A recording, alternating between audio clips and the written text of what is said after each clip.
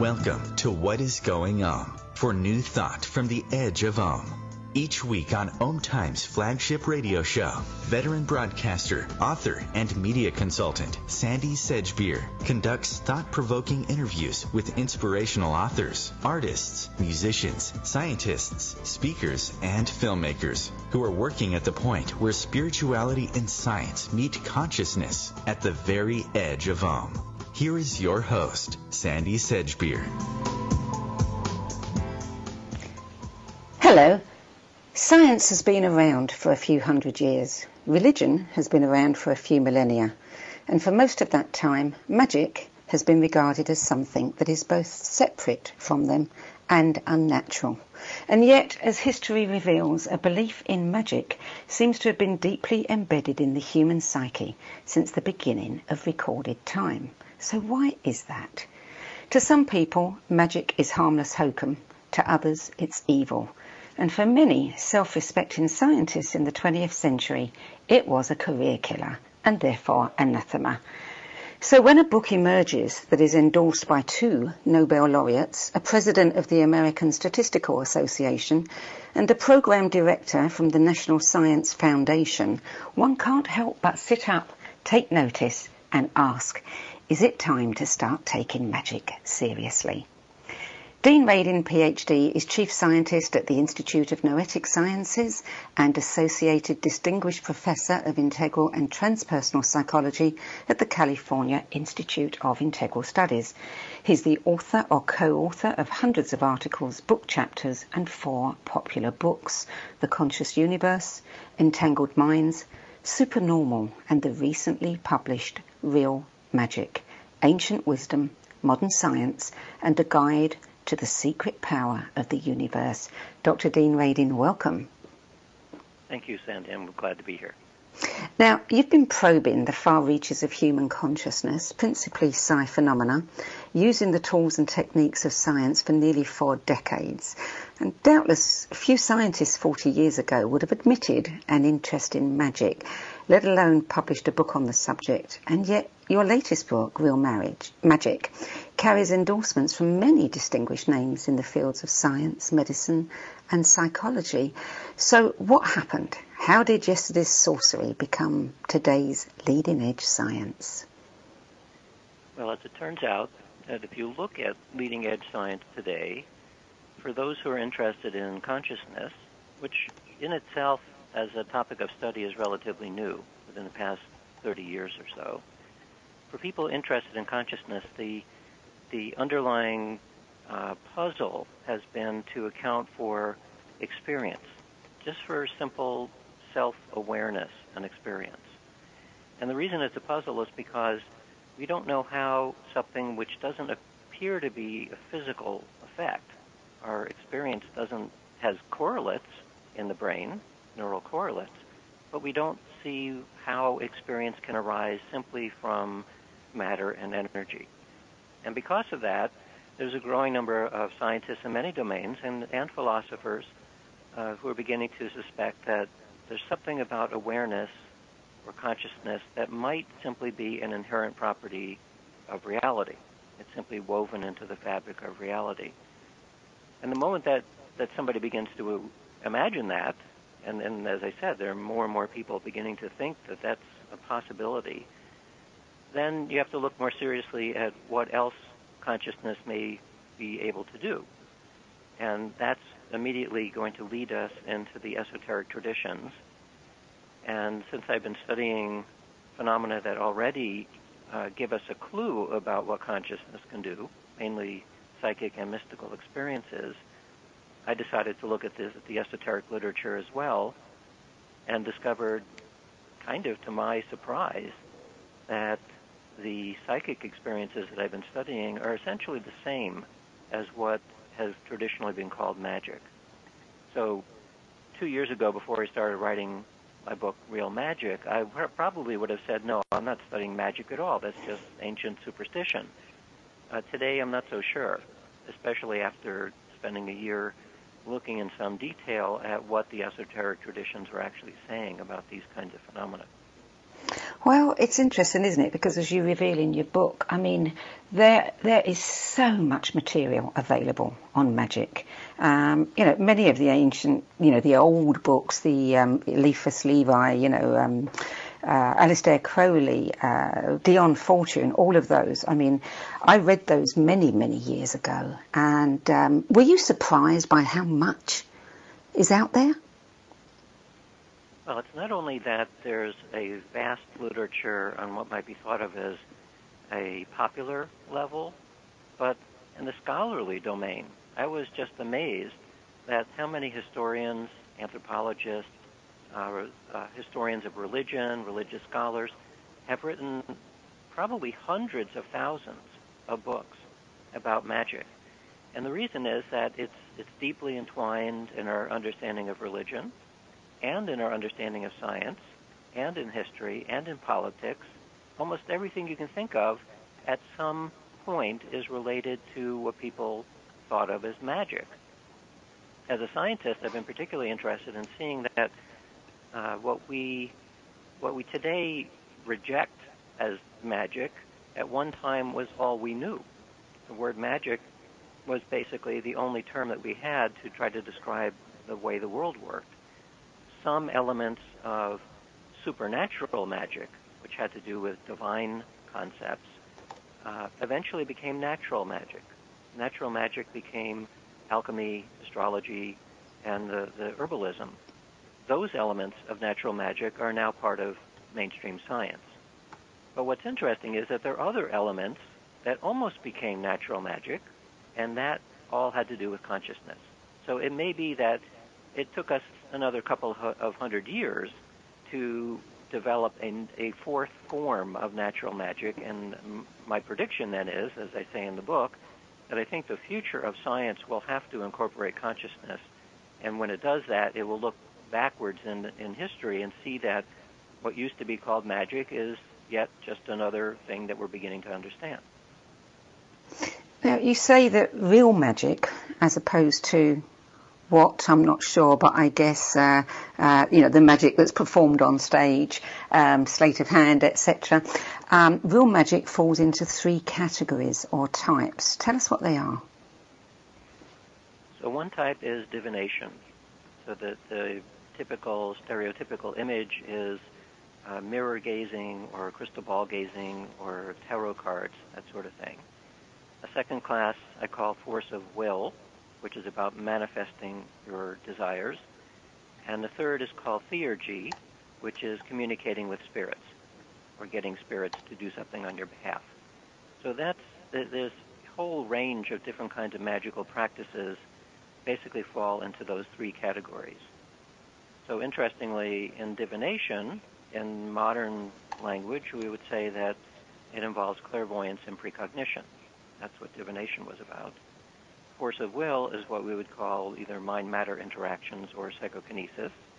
And theurgy would fall into a class of studies on mediumship, on near-death experience, out-of-body experience, and so on. So these ancient practices have been studied in a scientific way, but the connection with what we do in the laboratory with these ancient practices has more or less been ignored. And you've said that it's the ancient wisdom, a lot of the esoteric traditions, where we will find clues about the next big advancements in science. Can you explain that to me? Sure.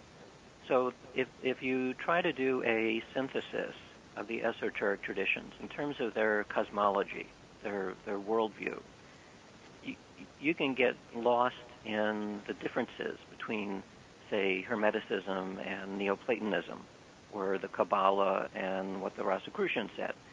Then there are differences. But if you start looking at the similarities to find out what's common, you do find a commonality. It's been called a perennial philosophy, and ultimately it says that consciousness is fundamental, meaning it's more fundamental than the physical world. It simply is. It's at the bottom. Interestingly, you find the same thing in the Eastern esoteric traditions. So both Eastern and Western traditions, in fact, all the way back to shamanism, you will find what amounts to the same notion, that somehow consciousness is a fundamental aspect of reality. So that's relevant then to scientific understanding because it requires that we, if that were true, by the way, you can simply assume that that is true based on the history, then it requires a change to our scientific worldview because science does not actually consider consciousness to be fundamental at all. It considers it to be an emergent property of brain activity. That means that if you think of science, the worldview of science as a way of chopping up the world into different categories, which is how we do in the academic world, and from science perspective, physics would be at the bottom, and then we have chemistry above that, and biology, and then psychology, and so on. Somewhere near the top of that hierarchy is where science currently imagines consciousness to arise. So it's not surprising that consciousness can't do things like see through time, and it can't manifest things in the physical world because it's very far away in this hierarchical sense from this bottom level of physics. What the esoteric traditions say is that that view, that worldview, is actually not correct. Instead, that below physics there's another layer, and that other layer is consciousness. So from consciousness emerges the physical world, and from there emerges chemistry, and there emerges biology, and so on. So if this more expansive view is correct, it wouldn't change any of our science at all. This is one of the fears I often hear, that my colleagues in the academic world will say, well, we'd have to throw away our textbooks. If magic is real, everything goes away. And I say, no, everything stays exactly the same. All that we're doing is adding on a new underlying assumption. And from that new assumption, then phenomena that are normally thought of as anomalies, like psychic phenomena is an anomaly from a scientific perspective, well, then it's no longer an anomaly. It would be expected to occur because consciousness is before the physical world, meaning it's before space and time, which means that consciousness should be able to perceive through what we see as time because it's before time. So in this one stroke, basically, you take the esoteric traditions and say, well, what if that were true? How do we fit it into the rest of science? And it turns out that it solves a lot of problems very quickly. We still don't know, we still don't understand at this point how do you get from consciousness into the physical world. But as I was saying, that's kind of the leading edge today in science. And it's not talked about in terms of consciousness as much as information. A lot of scientists are working at quantum information science and at the edges of mathematics and the edges of physics. And in those areas, there's an increasing number of people who are saying that ultimately reality is made out of information, or reality is made out of mathematics, or reality is made out of symbolism. Well, that's starting to sound more and more like consciousness really is fundamental. And from there, one step away is suddenly a lot of the ideas about magic are also true. Now, as a child, you said that you read everything you could find on mythology and fairy tales and folklore and Eastern philosophy and psychology, which eventually turned into an interest in psi phenomena. Was that progression natural for you, or was there a specific incident that sparked your interest in parapsychology? No, there was no specific incident. It was a matter of curiosity, I think, that was sparked by reading all of those stories. And no different than the children who read Harry Potter. Mm-hmm. Some of them are going to think, I wonder if that's true. Could it possibly be true? And the ones who retain their curiosity as they become adults might be more inclined to start looking at the esoteric literature or getting interested in parapsychology like I did. But your original career track was as a concert violinist, and then you shifted into science after you got an electrical engineering degree, and then you went into physics and studied psychology. How did you end up studying consciousness?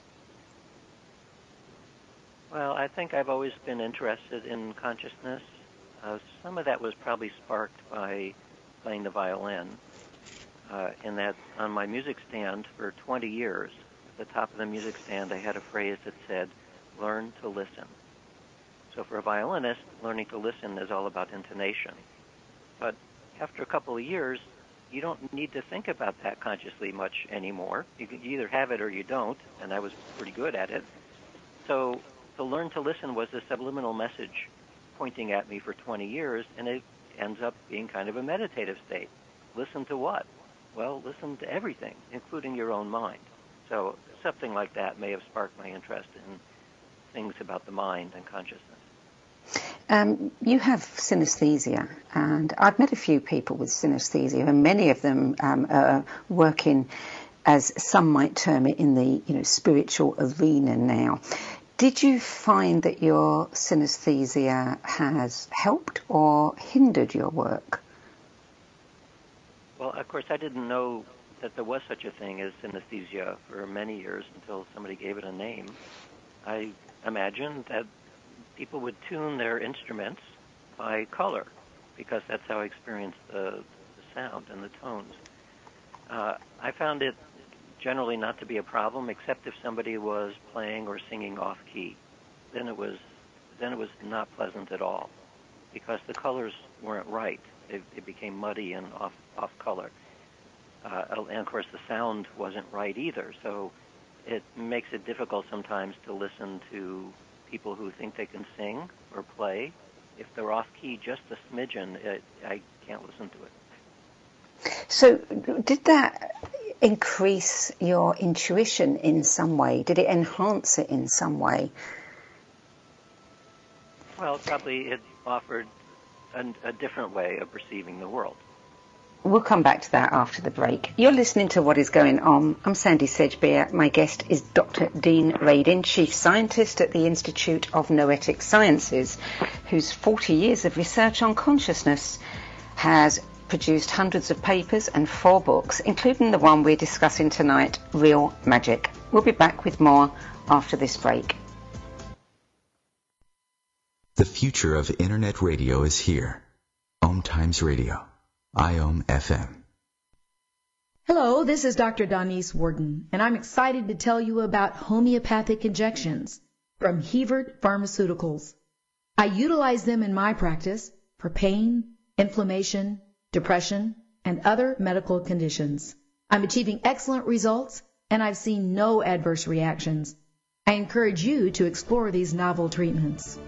Call Hevert today at 855-387-6466 to find a practitioner in your area to administer these FDA-registered medications. 855-387-6466.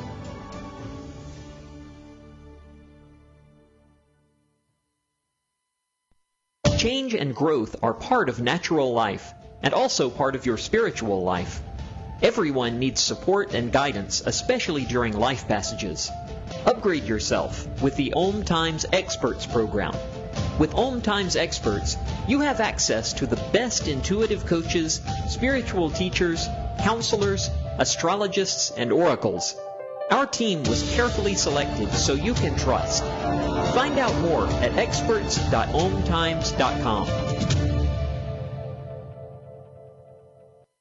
More than 24 million Americans have an autoimmune disorder, and that number continues to grow. I'm Sharon Saylor, and I'm one of those 24 million. To put that number in perspective, cancer affects about 9 million and heart disease up to 22 million. That's why I've brought together top experts and those thriving regardless of their diagnosis to bring you the latest, most up-to-date information. Join me, Sharon Saylor, Friday night, 7 p.m. Eastern, for the Autoimmune Hour on Life Interrupted Radio to find out how to live your life uninterrupted. My name is Meera Batra, and this is How I Live United. Many families have come to America for a better life. I advocate for these families with United Way. United Way empowers them to see opportunities available. We help them get involved with their kids' schools and network within the community. My name is Meera Batra. I help families see opportunity and succeed. I don't just wear the shirt, I live it. Give, advocate, volunteer, Live United. Go to liveunited.org. Brought to you by United Way and the Ad Council.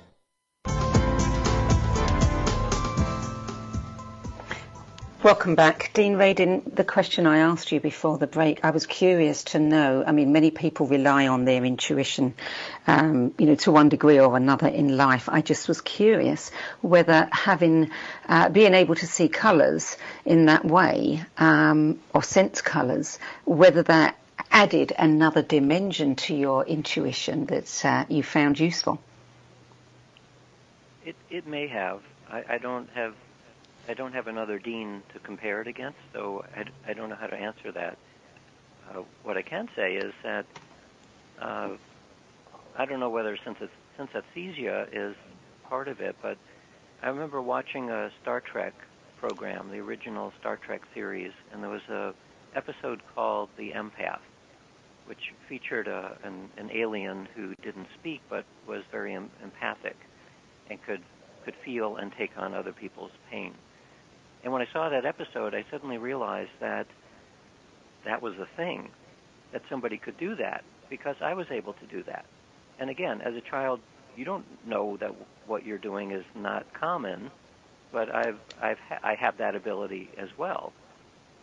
That is probably, or it could be interpreted, I suppose, as a kind of a psychic ability, or maybe just as a highly sensitive person. But it just shows that I think children experience all kinds of strange things. They don't know that it's not common, and if they're lucky, they'll eventually discover that it has a name, and so it's a real thing. So for me, it's more like a strong sense of empathy rather than what I would consider psychic, but perhaps they're the same thing. Yeah, I wonder whether we interpret, this word psychic wrongly, whether it's something else entirely and a completely natural, ability that we've kind of put some magical parenthesis around it, so to speak, as if it's odd. Well, what I see as a psychic phenomenon is something that has property of being independent of space and time, or at least that it transcends space and time. That's what makes it strange. So that's why I'm not sure that empathy would fit, because when I'm in the presence of somebody, then I could be extremely empathic. But occasionally I feel people's pain at a distance. And so that then becomes psychic in my view, because it's the person's no longer nearby. It's somehow transcending space as we understand it. And interestingly, when you look in physics, up until the development of quantum mechanics, it wasn't thought to be possible that anything would transcend space or time, and yet that is the very strangeness of quantum mechanics as well. So we know that the physical world allows for these kinds of strange transcendent experiences, both physically and experientially, and that might be pointing in a link between deep physics and what we might think of as deep mind. Well, it also, brings in quantum entanglement, doesn't it? I mean, and synchronicity.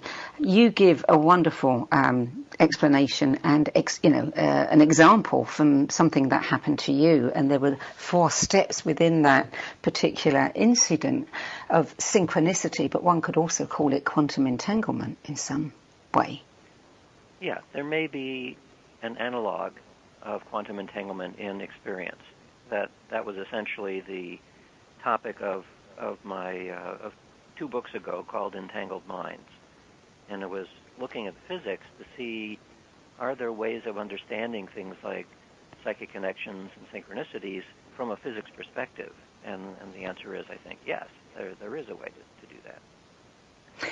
Would you just give us a brief rundown of that particular instance of synchronicity which you relate in your book that had those 4 elements to it? Right. So it's a 4-part synchronicity, any one of which would probably been considered interesting, but it's the combination of them that starts to look very strange. So the first synchronicity is, this was early in the year 2000, and I was living in Silicon Valley, and this was when the .com craze was happening. So everybody was getting offices, and there weren't very many around, and the ones that were around were very expensive. So we were looking all over the place because we were establishing a nonprofit institute, and we needed offices. So we eventually found a place in Los Altos, which is a suburb of Silicon Valley, and it was in a strip mall kind of place where most of the other people were in real estate or dentists and that sort of professional level. So we found an office. We decided to get it, so we got it. A couple of weeks after we got it, I decided to walk to work to this new office in a different way, and I passed a sign that gave a list of the people who were in the place. So I looked at the list, and I saw that one of the companies there was called PsyQuest Inc., PSI Quest Inc. And, of course, we were doing Psy research. PSI is a short term for psychic. And we weren't calling ourselves that. We were called the Boundary Institute. But there's somebody else doing PsyQuest.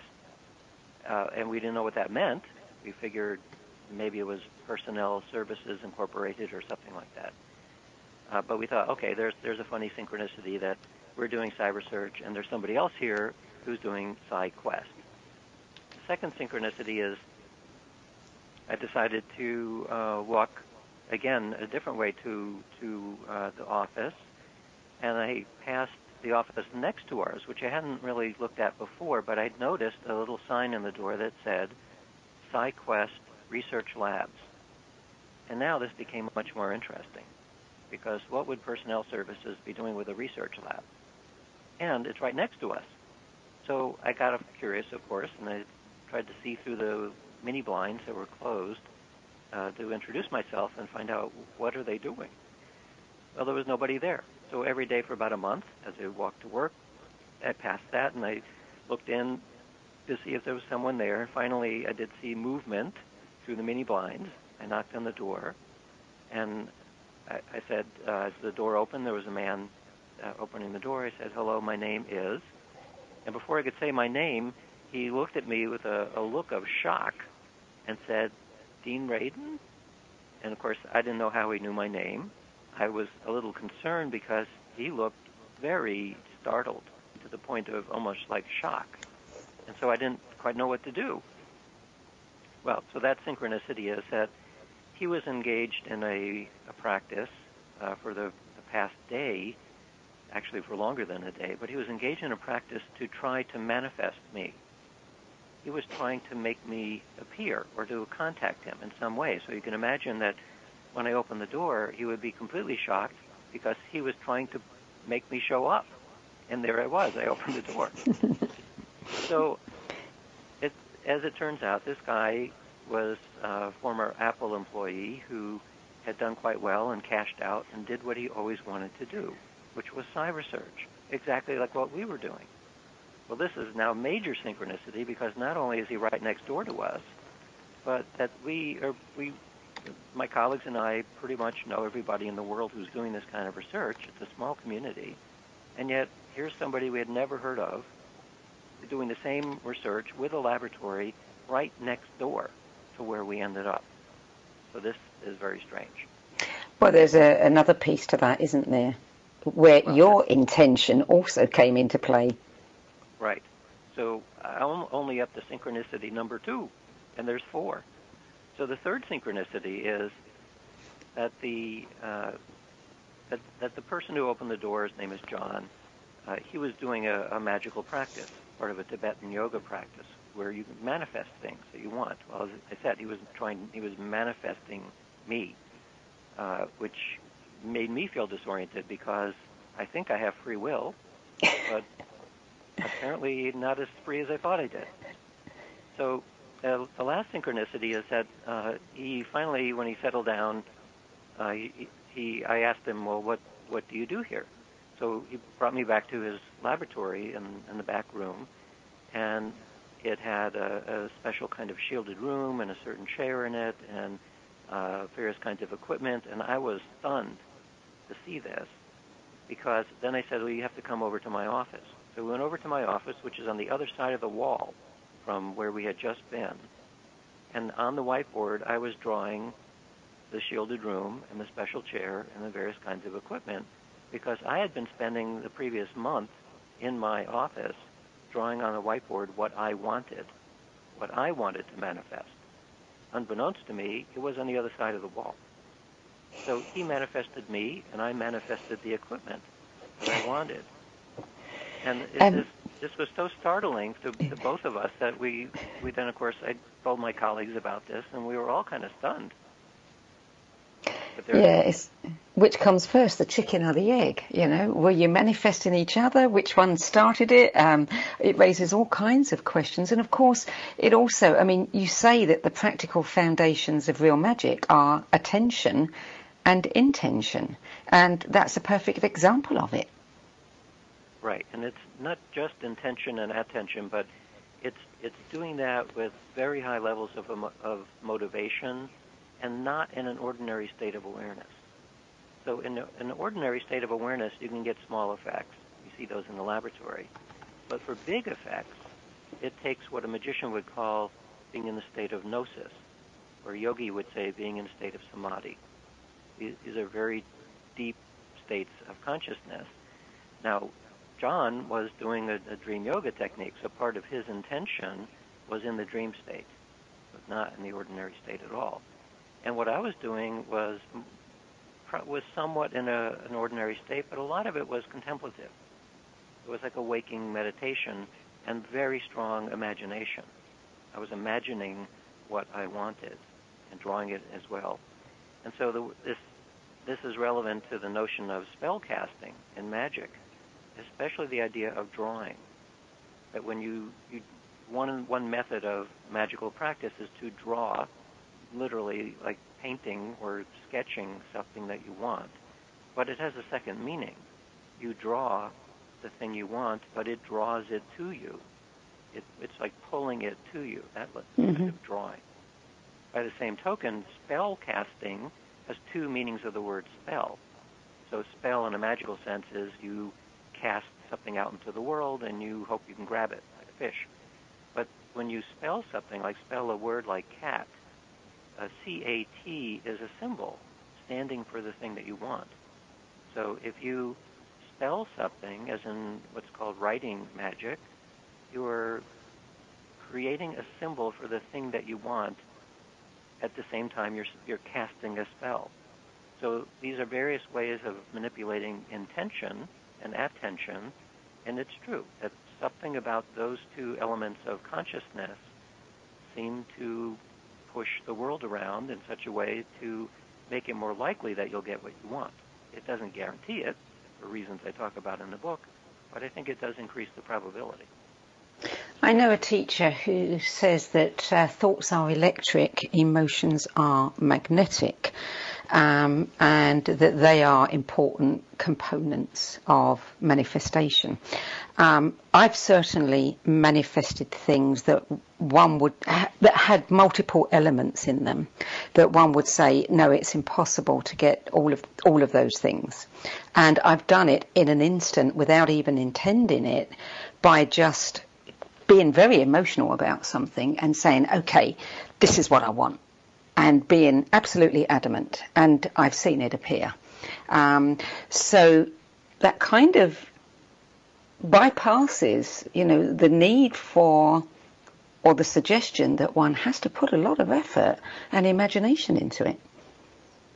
Well, you did one of the additional elements for magical practice, which is to put a very strong charge on it. So emotional charge is one of the methods that's used. But if you think about it, a very strong emotional state is not an ordinary state. It's not like simply deciding in a calm state, I think I want a gold Mercedes. It's having the emotional charge or energy underneath it that pushes it slightly away from an ordinary state. This is now becoming like a crazy high motivation condition that seems to be important to push the effect into your unconscious, because that's where all of these effects are actually happening. It's in the deep unconscious. It was certainly a kind of non-negotiable moment. How important a role do you think that belief plays in magic? I mean, we know so much now about the placebo effect, the nocebo effect, and I think somewhere within that, obviously, there is a huge amount of something that is coming from within us. Do you think that belief is necessary? Well, from the magical tradition, it's essential. And we know even from laboratory studies that belief modulates ability and performance in psychic tasks in the laboratory.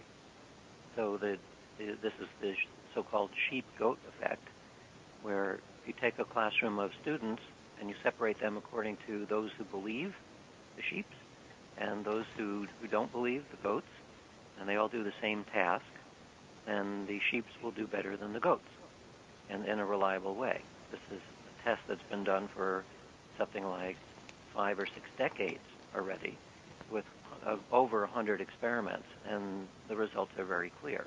Belief modulates performance, even in this realm. So disbelief then? Yeah, you just equally. believe it will squash the effect. Mm-hmm. Yeah, absolutely. I remember reading a book once about, a book on statistics, and it was saying that people who believe they are lucky are, statistically are shown to be lucky. And this was about 30, 40 years ago I read that book, before people were talking about the power of belief, etc. So you worked on the US government's top secret psychic espionage program known as Stargate. What did you learn from that has informed your work? Well, that was at a time when I was fairly sure that psychic phenomena were real. I was doing my own experiments and getting good results, but it was so far away from what I had been trained in a scientific tradition that I wasn't completely sure. What I learned from the Stargate program, having the possibility of working with extremely talented remote viewers, is that it is definitely real, and it is pragmatically real. And so that was the big eye-opener for me, that when you're working with people who have extreme talent in these domains, that they can do things that are not simply interesting in the laboratory, but they can do effects that are pragmatically useful as well. So that's pretty much what convinced me that, yeah, these are real effects. Science doesn't have a very good handle yet on understanding how they work, but that they exist is quite clear. You're listening to What Is Going On. I'm Sandy Sedgbeer, and I'm speaking about real magic with Dr. Dean Radin, Chief Scientist at the Institute of Noetic Sciences. We'll be back with more from Dean Radin after this break.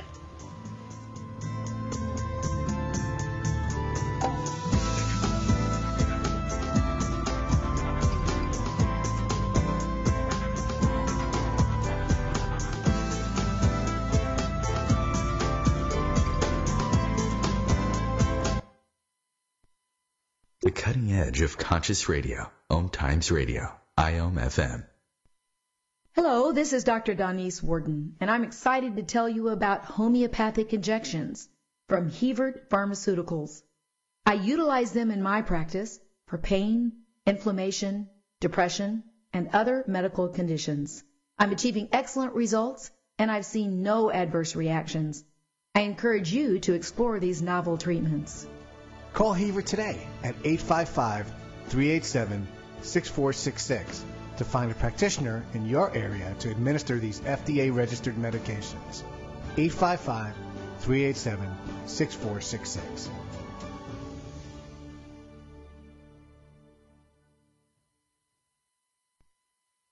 Being a radio host on IOM-FM allows you to build your show on a rich platform with the power of the internet to fulfill your outreach goals and connect with a very specialized and global online audience, unlimited by time and distance. OMTimes Radio will provide you with web relevance, a recognizable conscious brand, and with the standard of excellence that has accompanied every single OMTimes endeavor. Host your show with OMTimes Radio Network.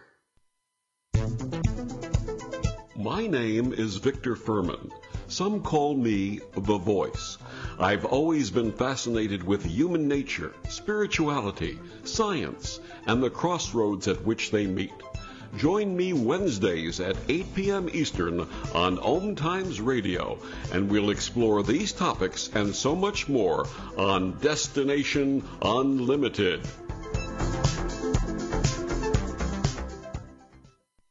I'm Fidel Nshombo. I was born in a city called the Bukavu in the Congo. We were a loving family, and then, boom, everything that I had disappeared in a single day. People think that when you are a refugee and they resettle you to America and all your problems are done. They don't understand that that's the beginning of everything. I was not born a refugee.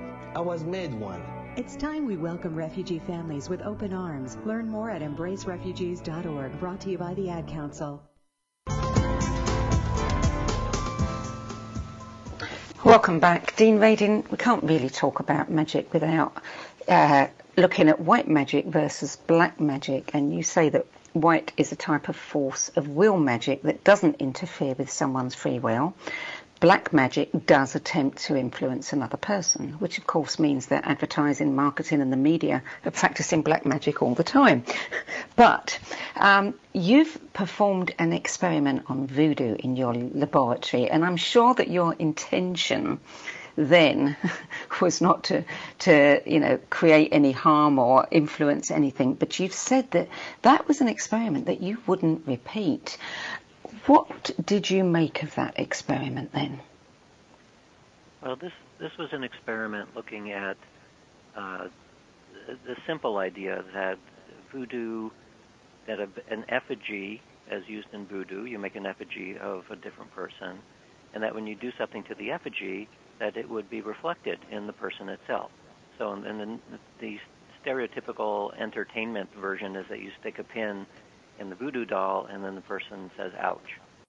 So we did an experiment to look at that, but we all decided in advance, since we were doing experiments on ourselves with the dolls that we had made, that we didn't want somebody to stick a pin in us. So the only thing that your distant partner was allowed to do was to give you a massage or pat your head or something like that wasn't going to hurt. So in order to do it in a proper double-blind fashion, if you were the recipient, if you were the person who was being, if you had given somebody else your doll, and now we would record your heart rate and skin conductance and other physiological measures, you wouldn't have to say you think that somebody is touching your doll. We could see it in your physiology. So we did that experiment in a proper way so that the person whose doll was being touched did not know when they were being touched. And we saw a very, very strong response. So strong that we decided that it was a little bit freaky, and we didn't want to do it again for two reasons. One is that it gave such a strong result that it was a little frightening, but also that when you do this kind of research, you're always right on the edge, especially in the academic world. You're on the edge of what is considered to be acceptable to do. Right? These are just standard experiments. There's nothing unusual about it except for the context. Nevertheless, because magic and psychic effects are considered so taboo in the academic world that your colleagues don't even want you to do it because they're afraid what others are going to think about them. So some topics you're simply not supposed to do, and voodoo really pushes hard against the envelope of what's considered to be acceptable. So the combination of that combined with unusually strong effects that we saw in that experiment, we decided maybe don't push it. So we didn't do it again. But that also, we have thoughts all the time, and all of us have mean thoughts at times, and hopefully we try to negate or calm them down or strip them of any intensity so they cannot harm anybody. But this gets us into a realm where we really do have to be careful, don't we? Yeah, because this is one of the reasons, I think, that the notion of magic and psychic phenomena have been suppressed for so long. It is frightening when you start thinking about the opportunity for one person's mind to influence your body or influence your mind. In fact, it's one of the signs of mental illness is that you start saying people are influencing my mind or the other way around. So this is something that a psychiatrist immediately looks for when someone starts talking about these phenomena as being disruptive in their lives. So, yeah, it's frightening in terms of personal sovereignty. It suggests that we are not quite as private as we think we are, or that we have as much free will as we think we do. But fortunately, I think that the effects, based on what we see in the laboratory, most of the time they're very, very weak. In fact, they're so difficult to see that you have to do an experiment with lots and lots of repeated trials and repeated people And you ultimately have to use statistics in order to be able to see that the effect is even there. So we're fortunate in that there are not a lot of magicians walking around out there who have very strong abilities. But from a science perspective, what I'm interested in is it possible in principle that some of these effects are real? So when we go down to that level, we can say, yes, based on the empirical evidence, these are real effects. Some people are going to be more talented than others, but fortunately, most people either have been taught that they don't exist, so they don't deal with it, or that they may try to do something, but unless they have extreme talent and a lot of practice, they're not going to get very far with it. So there's not much to worry about. Of all the experiments that you've conducted, which surprised you the most? Generally, I'm surprised when I do an experiment, I get a significant result, but not in the direction that I expect. That's what's surprising, because I've done so many experiments where you set up a hypothesis in advance, you do the experiment, and more often than not, it works. So it's good. I mean, it's fun that your experiment worked out, but after a while you get a little suspicious because you start wondering, how much does my expectation play in the outcome of an experiment? And this is not just something that I've noticed. Many of my colleagues are concerned about what we call the experimenter effect. This is not a conventional experimenter effect, but a psychic effect, whereby the experimenter's intentions seem to manifest in the experiment. And this is a tricky business, because if the expectations of the experimenter are part of the experiment itself, then that challenges our epistemology. Mm-hmm. All of science is based on the idea that the thing you're looking at, that your observation is not making a difference. Because otherwise you can't have a control condition. You have nothing to compare a result against. And yet, at least within psychic experiments, you see very clearly that the expectation of the investigators makes a big difference. You also see this in psychology experiments. It's well understood that there's an experimenter expectancy effect in psychology. And so we see pretty much the same kind of thing, except it also turns out to make a big difference in psychic experiments. So when I get surprised, I like it because it means that my expectation was overridden by something else, and then it makes it more interesting. Yeah, absolutely. So how has your research over the past 40 years changed your original thoughts about life and the universe, and whether there is life beyond life? I'm not sure that it has changed my ideas about survival very much. This is partially because the existing data is certainly very interesting, but it doesn't yet say that there's personal survival. When people talk about survival, what they typically mean is they're interested in that the thing that they call me themselves will continue in some way, perhaps a different form, but they'll pretty much be the same personality and have the same sense of me-ness. I don't know that the evidence is sufficient to be able to say that that's the case. I do think now that consciousness is fundamental in some way, and which means that awareness is there, but it might be that a person's body dies and their awareness may persist for a short period of time, but then it's a little bit like a drop of water going back into the ocean. Maybe you persist as a separate entity, and maybe not. Maybe your awareness becomes universal awareness, or something like that. So we can't say much about this from a scientific perspective yet.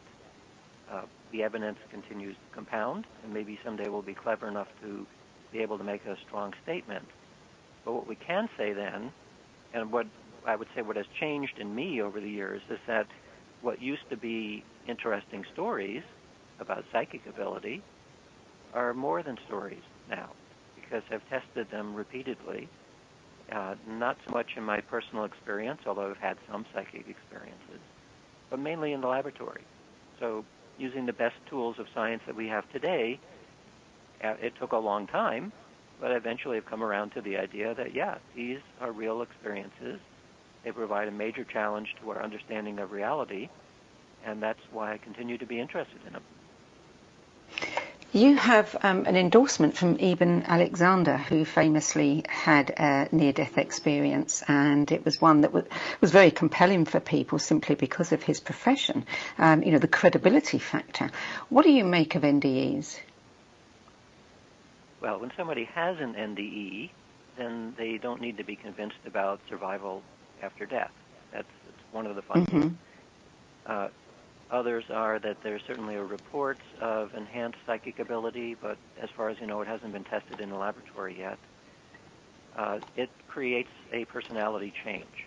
It is what can be considered a positive form of PTSD. PTSD, post-traumatic stress syndrome, is typically thought of as something horrific happens and then the person changes, the personality changes in trying to deal with the trauma. Well, a near-death experience is kind of a trauma, but most of the time it turns into a personality change in a positive sense. Much of it may have to do with dropping fears about death. So the question then is the experience that the person is having, even though there are similarities across culture and across time, how do we interpret those experiences, given that what may be happening is actually beyond language? In the same sense that a mystic, when asked to describe their experience, they basically say it's ineffable. I can't describe this experience because my experience happened in a realm where we don't have everyday language. So all the best I can use are metaphors. And that, I think, may be happening with near-death experiences as well. Something happens, you then have to squash the experience into language, everyday language, and then that's as close as we can get to it.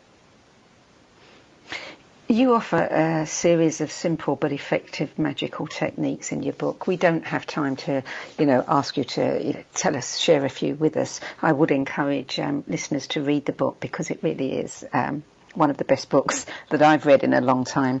But tell me, do you use now some of those techniques yourself in your daily life?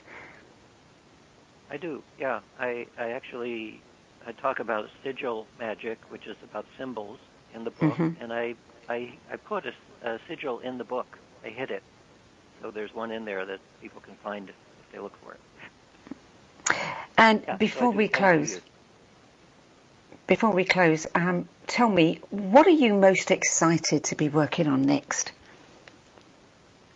I'm working on a series of experiments involving entangled photons. It used to be very expensive to be able to create entangled photons, but it's still somewhat expensive, but you can do this on a tabletop optical system.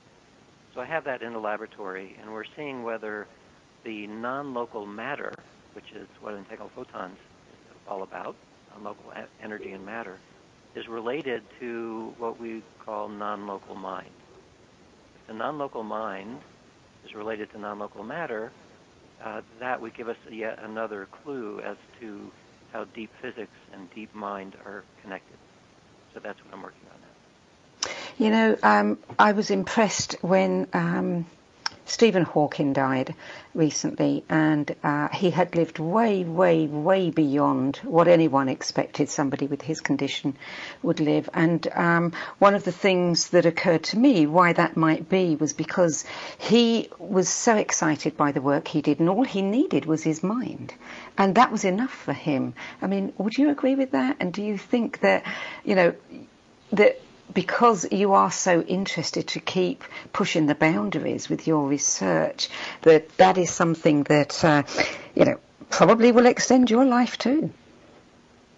Well, I hope so.